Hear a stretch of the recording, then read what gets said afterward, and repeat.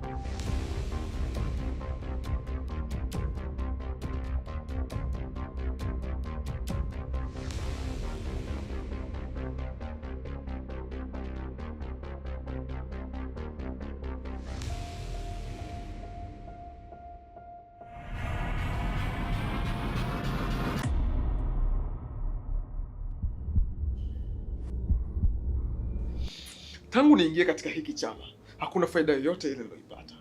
Sana sana tu nimeishia kuwa mnyama. Nimetoa kafara ndugu, jamaa na marafiki walionizunguka.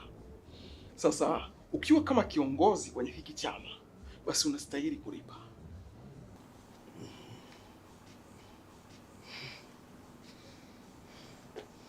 Na huo ndio ujasiri tunaohitaji kwenye chama.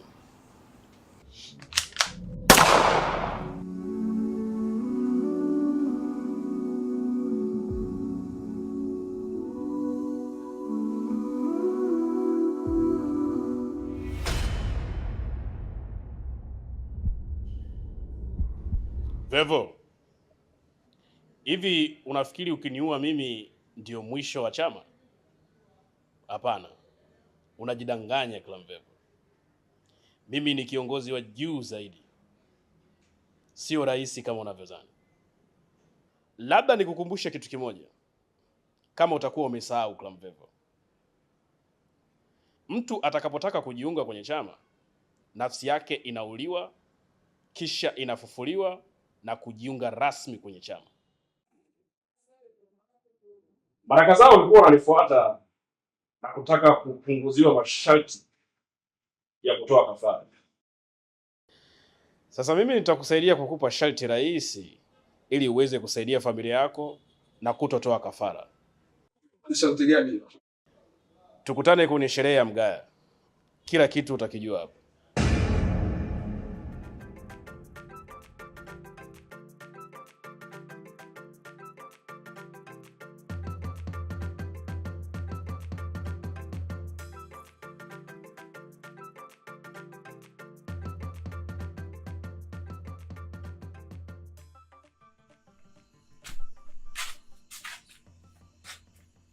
Habari yako mwanangu? Mmoja kukopa?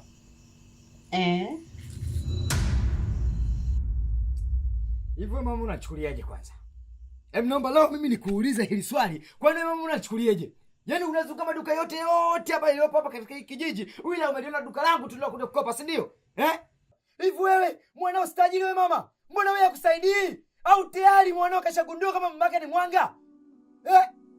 Na katika watu labda nikwambie, katika watu ambao nilikuwa nimekaa napitia hili daftari, ambao mtu wa kwanza nilikuwa nimemuwaza nimpelekee Migambo, wewe ulikuwa na pamoja. Basi mwanangu, kwa heri. Kwa heri kwa shari. Hivi mpaka sasa hivi jana kudai ngapi? Na kudai shilingi 30,000. Mwanao yupo kule mjini anaishia kugawa tu pesa kwa watu, anagawa pesa lakini anashindwa kulipia tu deni.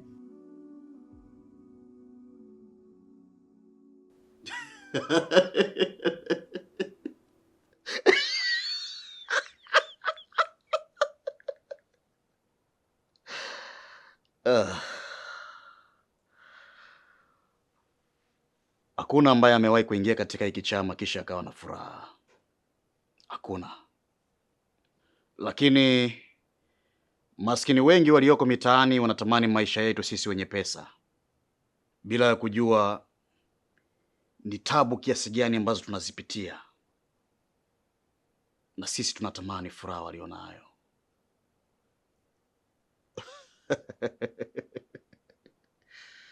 Vevo amekwambia atakubadilishia masharti. Lakini usitegemee sharti jepesi, kwa sababu hakunaga pesa rahisi.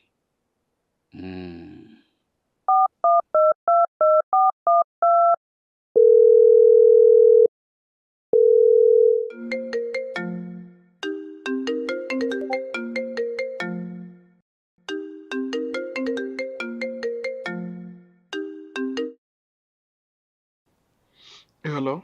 Afadhali mwanangu umepokea simu. Ni mimi mama yako.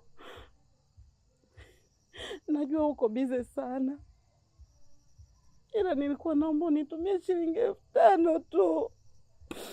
Tangu asubuhi sijatia chochote tumboni.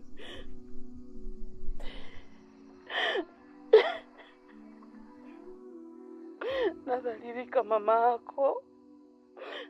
Ina maana umesahau yale magumu yote niliyapitia kati na kulea baba. Najua nitakuwa nakuudhi hasa ninapokukumbusha jana yako, ila Halo?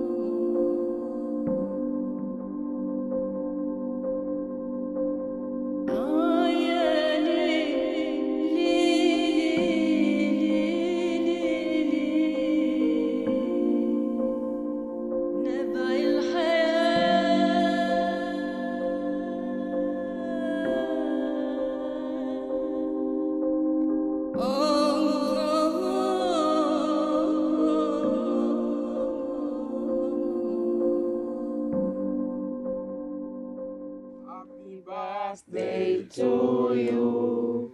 Happy birthday to you. Happy birthday, happy birthday, happy birthday to you.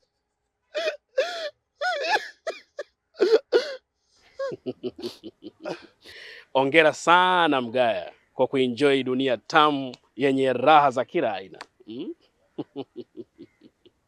Nafikiri sisi sote tumekutana hapa kwa ajili ya kusherekea kifo cha ndugu yetu. Na najua mnajua sisi sote tulikuwa mavumbini, lakini chama kikatupa thamani. Hivyo hakunaga kizuri kinachokosa gharama. Na hii ndiyo gharama yake. Mgaya, labda niseme tu, wewe ni mwanachama bora sana kwetu, kwa sababu umetuletea wanachama wengi mno. Lakini Mgaya, unaweza ukatumia wasaa huu uliobakia kwenda Paris, German, Dubai, kwenda kuenjoy maisha.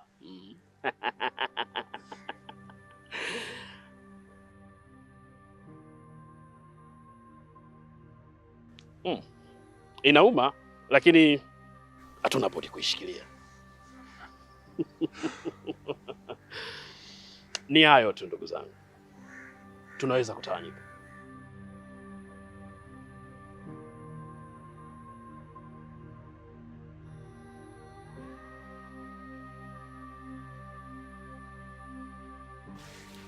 Vipi kuhusu mimi? Unatakiwa utembee na mama yako. Niende naye wapi?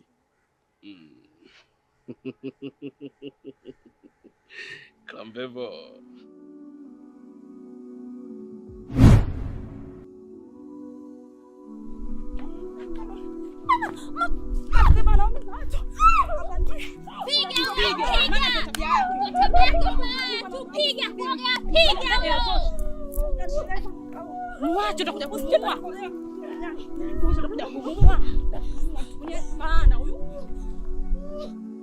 Mwanamke malaya sana wewe. Hapa kijijini unashindwa kuolewa, kazi kuiba wanaume za watu. Mimi mwanaume wangu haibiwi.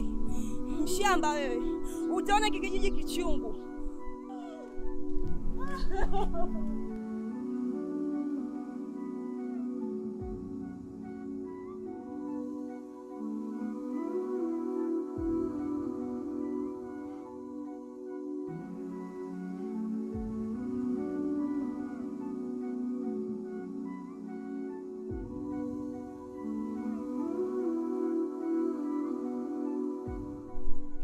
Pole sana mama.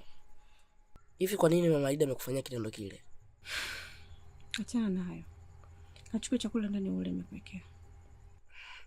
Lakini mama, watu wasema kwamba wewe mchumba wako ni baba Alidi. Na ndio maana hata mama baba yako amekufa. Lakini hicho si kigezo cha kufanya wewe usisome.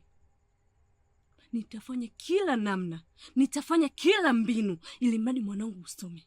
Na sio baba Alidi tu. Awe baba Juma, awe baba Fatuma, awe baba nani? Sijui umenielewa?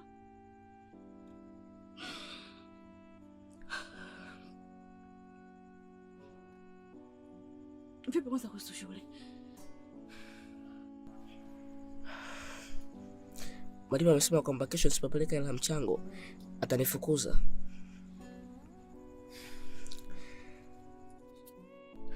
Hii hela hakikisha unampa mwalimu. Ninachokitaka mwanangu usome. Na ndio maana napambana na dhalilika ili kutimiza ndoto zako. Hebu kachukua chakula ule.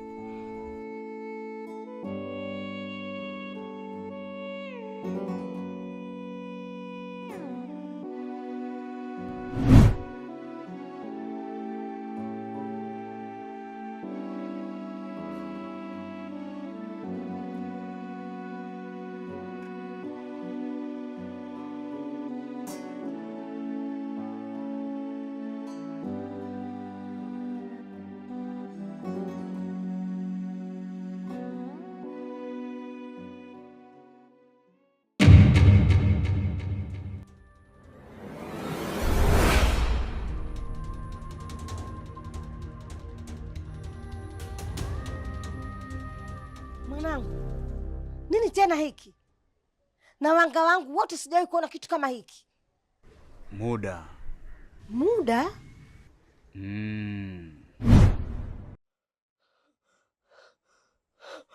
Usiniue.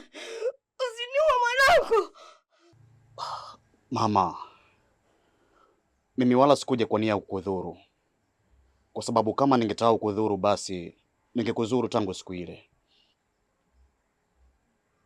Nini kimekuleta hapa?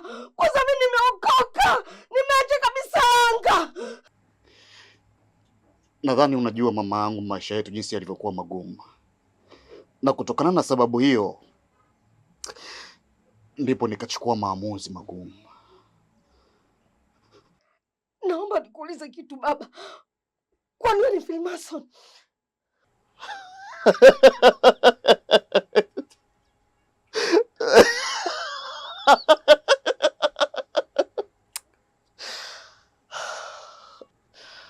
I love you, Mama.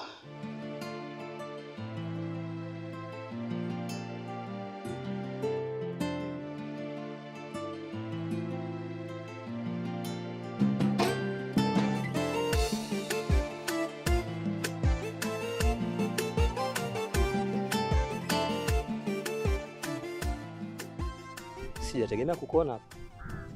Nimekuja tu kupunguza mawazo kwa sababu najiona siko sawa na stress. Okay. Mimi kuna mtu nimekuja kumuona hapa. Naomba nikuulize kitu. Hivi una enjoy utajiri wako? Inategemea. Kuna muda na enjoy, kuna muda inaumiza. haswa unapofika wakati wa kafara yangu. Mimi nitegemea wewe una enjoy kwa sababu umekuwa na masharti rahisi tofauti na sisi wengine. Tunatoa wazazi wetu kafara, tunaua ndugu zetu, hatusaidii wazazi wetu wala ndugu. Lakini pia tunaua watu kwenye mabasi. Bwana. Nilitegemea wewe uwe ni mwenye furaha tofauti na sisi kwa sababu una sharti rahisi. Kama uliona ile ni sharti rahisi, kwa nini hukulichagua? Naomba tuheshimiane bwana. Anyway, naomba nikuache.